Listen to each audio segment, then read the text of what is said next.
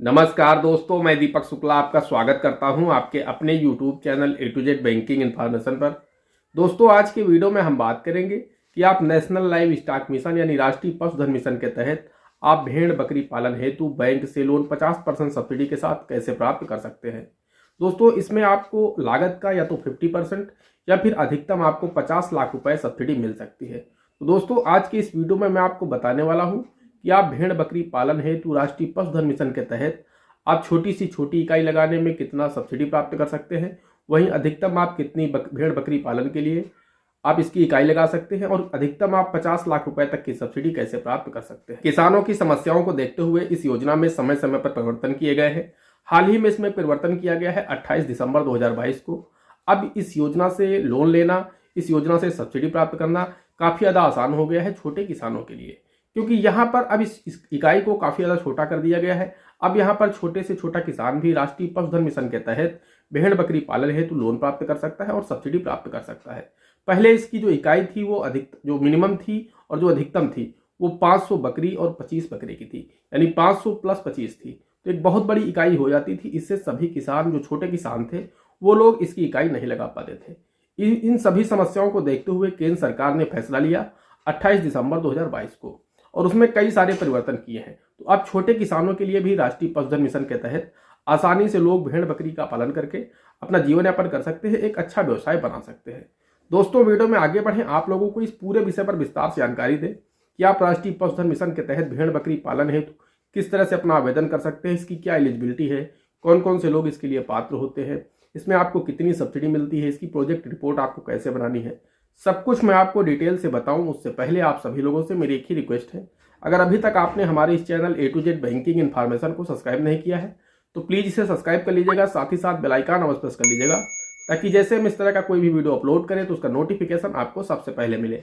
चलिए शुरू करते हैं। दोस्तों, राष्ट्रीय पशुधन मिशन को वर्ष 2014 में प्रारंभ किया गया था, लेकिन समय समय पर इसमें परिवर्तन किए गए हैं। हाल ही में मैंने आपको बताया कि 28 दिसंबर 2022 को इसमें फिर से रिवाइज्ड किया गया है। इसमें कई चीजें जोड़ी गई हैं, क्योंकि पहले इसकी जो व्यवस्था थी वो थी कि कम से कम अगर कोई किसान इसकी इकाई लगाना चाहता है तो 500 बकरी और 25 बकरे या फिर 500 भेड़ और 25 भेड़े उसे लेना होगा और उसे 50 लाख रुपए की सब्सिडी मिल जाएगी। लेकिन छोटे किसानों के लिए इतनी बड़ी इकाई लगाना बड़ा मुश्किल था, तो इसलिए इसमें कई सारे परिवर्तन किए गए हैं। परिवर्तन ये हुए हैं कि अब इसे 5 भागों में बांट दिया गया है। 5 भागों में बांटने का मतलब यह है कि अब कोई भी किसान, इसकी जो सबसे छोटी इकाई है वो 100 बकरी और 5 बकरे की है। तो दोस्तों, अब यहाँ पर कोई अगर 100 बकरी और 5 बकरे का पालन करता है राष्ट्रीय पशुधन मिशन के तहत तो उसे अधिकतम 10 लाख रुपए की सब्सिडी मिल सकती है, या फिर 50%, जो भी कम हो। लागत देखी जाएगी, लागत का 50% सब्सिडी सरकार देगी। मान लीजिए कोई व्यक्ति 100 बकरी व 5 बकरे का पालन करता है और उसमें 17 या 18 लाख रुपए का खर्च आता है, तो अगर 18 लाख रुपए का खर्च आता है तो सरकार उसमें 9 लाख रुपए ही सब्सिडी देगी, यानी 50%, जो भी कम होगा।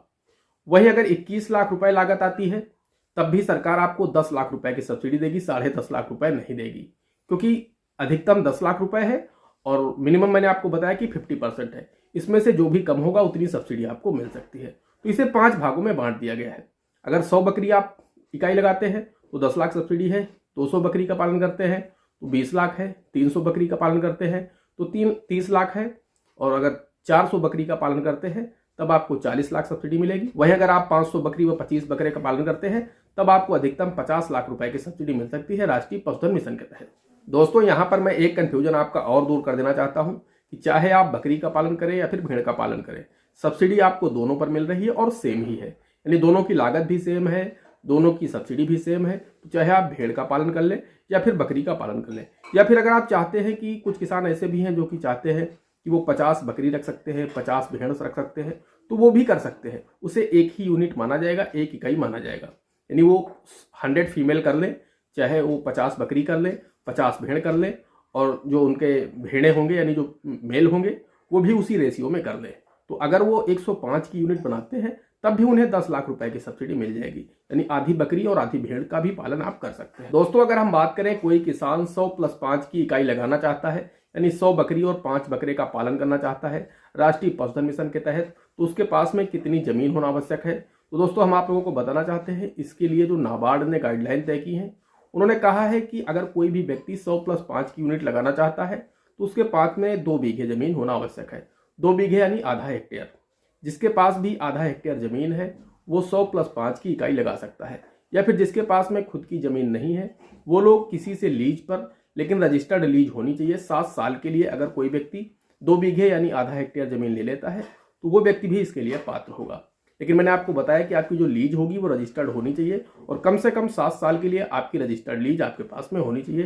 क्योंकि जब आप बैंक जाएंगे लोन कराने के लिए तो वहां पर अगर आपकी लीज 7 साल से कम होगी और रजिस्टर्ड नहीं होगी तब वहां पर आपको दिक्कत होगी लोन प्राप्त करने में। दोस्तों बात करें एलिजिबिलिटी की कि इसके लिए कौन कौन से लोग एलिजिबल हैं, तो दोस्तों हम आप लोगों को बताना चाहते हैं इसके लिए सभी लोग एलिजिबल हैं, चाहे वो पढ़े लिखे हों या फिर पढ़े लिखे बिल्कुल भी ना हों, यानी सभी लोग इसके लिए एलिजिबल है।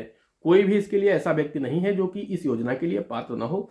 सरकार ने इसको कहा है कि कोई भी व्यक्ति नेशनल लाइव स्टॉक मिशन के तहत भेड़ बकरी का पालन कर सकता है। बस दोस्तों उसके लिए सिर्फ एक ही शर्त है कि आपके पास में भेड़ बकरी पालन का एक ट्रेनिंग सर्टिफिकेट होना आवश्यक है। आपने किसी भी ट्रेनिंग सेंटर से ट्रेनिंग ले रखी हो, आपके पास में एक सर्टिफिकेट हो, तभी आप इसमें आवेदन कर पाएंगे। तो दोस्तों अगर आपके पास में सर्टिफिकेट नहीं है तो आप अपने जिले के कृषि विज्ञान केंद्र में या फिर जो भी आपके जिले का पशुपालन विभाग के अधिकारी हैं उनसे संपर्क कर लें। सरकार समय समय पर इसकी ट्रेनिंग की व्यवस्था करती रहती है, तो आप किसी भी ट्रेनिंग सेंटर में जा करके 2-3 महीने में ही आप उसका ट्रेनिंग सेंटर से सर्टिफिकेट ले लेंगे तो आपके पास में भेड़ बकरी पालन का सर्टिफिकेट हो जाएगा। दोस्तों अगर हम बात करें इसके आवेदन की तो इसका आवेदन आपको ऑनलाइन करना है। इसका लिंक मैं आपको वीडियो के डिस्क्रिप्शन में दे दूंगा। नेशनल लाइव स्टॉक मिशन की जो ऑफिशियल साइट है उसका लिंक मैं दे दूंगा। तो जैसे आप उस पर क्लिक करेंगे तो उस साइट पर आप पहुंच जाएंगे और वहां पर आपको अपना मोबाइल नंबर डाल के वेरीफाई करना होगा। वेरीफाई करने के बाद आपका अकाउंट क्रिएट हो जाएगा और फिर वहां से आप अपना आवेदन कर पाएंगे। तो दोस्तों यहाँ पर बिचौलिए का भी काम नहीं है, कि पूरा प्रोसेस ऑनलाइन होना है। इसके लिए आपको आपके पास में क्या क्या डॉक्यूमेंट होने चाहिए वो मैं आपको बता देता हूँ। सबसे पहले मैंने आपको बताया कि आपके पास में ट्रेनिंग सर्टिफिकेट होना चाहिए। दूसरा आपके पास में प्रोजेक्ट रिपोर्ट होनी चाहिए, बहुत ही महत्वपूर्ण दस्तावेज है। जो आपका प्रोजेक्ट रिपोर्ट होगा उसी के आधार पर आपको सब्सिडी मिलेगी, उसी के आधार पर बैंक आपको लोन करेंगे। तो प्रोजेक्ट रिपोर्ट आप किसी भी सीए से यानी चार्टर्ड अकाउंटेंट से बनवा सकते हैं। आपको प्रोजेक्ट रिपोर्ट लगानी है, उसका आपको पीडीएफ रखना है अपने मोबाइल फ़ोन या फिर लैपटॉप या फिर कंप्यूटर, जिससे भी आप अपना आवेदन कर रहे हैं या फिर करवा रहे हैं, तो आपके पास में सभी पीडीएफ होने चाहिए, क्योंकि आपको ये सभी अपलोड करने होंगे नेशनल लाइव स्टॉक मिशन की साइट में जब आप आवेदन करेंगे। उसके साथ में अगर आपकी खुद की ज़मीन है तो आपके पास में आपकी जो खेत की खतौनी होती है यानी जो जमाबंदी होती है वो भी आपको अपलोड करनी होगी।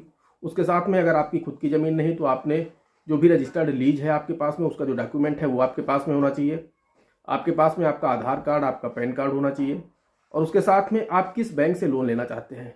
दोस्तों यहाँ पर आपको ध्यान रखना है कि आपका जो बैंक है वो कमर्शियल बैंक होना चाहिए और आपके आसपास होना चाहिए, आपका क्षेत्रीय बैंक होना चाहिए। कमर्शियल बैंक में जैसे भारतीय स्टेट बैंक हो गया, पंजाब नेशनल बैंक हो गया, बैंक ऑफ बड़ौदा हो गया, यानी जो भी सार्वजनिक क्षेत्र के बैंक हैं इनमें से बैंक ऑफ इंडिया हो गया, जो भी सरकारी बैंक है और जो भी आपके सबसे नज़दीक हो उस बैंक में आपका खाता होना आवश्यक है, यानी बचत खाता होना चाहिए। तो दोस्तों आपका वो बचत खाते की जो पासबुक होगी उसका भी आपको पीडीएफ बना करके अपलोड करना होगा। दोस्तों यही डॉक्यूमेंट आपको देने होंगे, बस आपका आवेदन ऑनलाइन तरीके से हो जाएगा। यहाँ पर एक चीज़ का आपको ध्यान रखना है कि आप जो भी इकाई लगाना चाहते हैं उसका 10% आपको मार्जिन मनी भी अपने पास से लगानी होगी। अब मान लीजिए अगर आपकी इकाई लगाने में 20 लाख रुपए का खर्च आ रहा है तो वहाँ पर आपको 10% यानी 2 लाख रुपए अपने पास से भी लगाने होंगे। 2 लाख रुपए आप अपने पास से लगाएंगे, 10 लाख रुपए आपको सब्सिडी मिल जाएगी, 12 लाख हो जाएगा और जो बचेगा 8 लाख रुपए वो आपको बैंक से लोन हो जाएगा। अब हम बात कर लेते हैं इसके प्रोसेस की। दोस्तों जैसे ही आप अपना आवेदन ऑनलाइन अपने मोबाइल से, लैपटॉप, कंप्यूटर से जैसे आप इसे करेंगे तो जिला स्तर का जो अधिकारी बनाया गया है इसके लिए उनके पास आपका आवेदन पहुंच जाएगा। वो इसकी जांच करेंगे, वो मौके पर भी आ सकते हैं। आने के बाद वो वेरिफिकेशन करेंगे कि आपने जो ज़मीन लगाई है या फिर जो आपने रजिस्ट्री दी है लीज की, जो दिखाया है आपने, आपकी कहाँ ज़मीन है, आप कहाँ पर व्यवसाय करेंगे, ये सब कुछ वो जांचेंगे, परखेंगे। आपका आधार कार्ड, पैन कार्ड सही है नहीं है, सब कुछ देखने के बाद आपके पास जो ट्रेनिंग सर्टिफिकेट आपने अपलोड किया है वो सही है नहीं है, आपने ट्रेनिंग कहाँ से ले रखी है, ये सारी जानकारी वो इकट्ठा करेंगे और उसके बाद अपनी रिपोर्ट लगा करके स्टेट लेवल की जो कमेटी है इसके लिए वहाँ पर भेज देंगे। वहाँ से अप्रूवल होने के बाद आपका जो आवेदन है वो केंद्र सरकार की जो राष्ट्रीय पशुधन मिशन की कमेटी है उनके पास ट्रांसफ़र कर दिया जाएगा। जैसे ही आपका आवेदन केंद्र सरकार के पास पहुँच जाएगा, वहाँ पर जो राष्ट्रीय पशुधन मिशन की कमेटी है वो भी उस पर अपना अप्रूवल दे देगी। जैसे ही आपकी उस कमेटी आपके उस आवेदन पर अप्रूवल दे देगी तो आपका आवेदन उस संबंधित बैंक को भेज दिया जाएगा। दोस्तों वो आवेदन उस बैंक को भेजा जाएगा जो बैंक आपने सिलेक्ट किया है, जिस भी बैंक की आपने पासबुक की फोटोकॉपी लगा रखी है। दोस्तों, जब आपका आवेदन उस बैंक को आ जाएगा तो बैंक के अधिकारी आपके गांव आकर के आपका सर्वे करेंगे, वो भी देखेंगे कि हम आपको लोन देना चाहते हैं, लोन कैसे अदा होगा, इन सब चीज़ों की जांच करेंगे। दोस्तों, आपको सब्सिडी 2 पार्ट यानी 2 भागों में दी जाएगी। मान लीजिए अगर आपको 10 लाख रुपए की सब्सिडी मिलनी है तो 5 लाख रुपए की सब्सिडी आपको पहले मिलेगी। जब आप 5 लाख रुपए की सब्सिडी प्लस कम से कम 5 लाख रुपए का जो लोन का हिस्सा है उसे मिला करके अगर आपने 10 लाख रुपए का काम कर लिया यानी अपने प्रोजेक्ट को स्टार्ट कर दिया है, तब आपको 5 लाख रुपए की सब्सिडी और मिलेगी, यानी 2 पार्ट में आपको सब्सिडी दी जाएगी। तो दोस्तों, इसके लिए आपको बैंक के भी बहुत ज़्यादा चक्कर नहीं लगाने हैं कि बैंक हमारा लोन करेगा या नहीं करेगा, क्योंकि जब आप ऑनलाइन तरीके से आवेदन करेंगे तो फिर ये लाइबिलिटी भी नेशनल लाइव स्टॉक मिशन की बन जाती है, क्योंकि जब आपकी सब्सिडी आपके सेविंग अकाउंट में आएगी तो जो नेशनल लाइव स्टॉक मिशन है, जो गवर्नमेंट की स्कीम है, उन लोगों की भी लाइबिलिटी है कि आपके लोन को स्वीकृत कराएंगे। वो लोग खुद दबाव बनाएंगे उस बैंक के ऊपर कि बैंक आपका लोन स्वीकृत कर दे, क्योंकि वो सब्सिडी पहले ही भेज देते हैं। जब वो आपका सब्सिडी भेज चुके हैं तो बैंक को लोन भी करना होगा, और जब इन लोन का आधा हिस्सा और सब्सिडी का आधा हिस्सा जब मिला करके आप दोनों ये लगा करके अपने प्रोजेक्ट को तैयार शुरू कर देंगे, तब आपको सब्सिडी का दूसरा हिस्सा मिलेगा।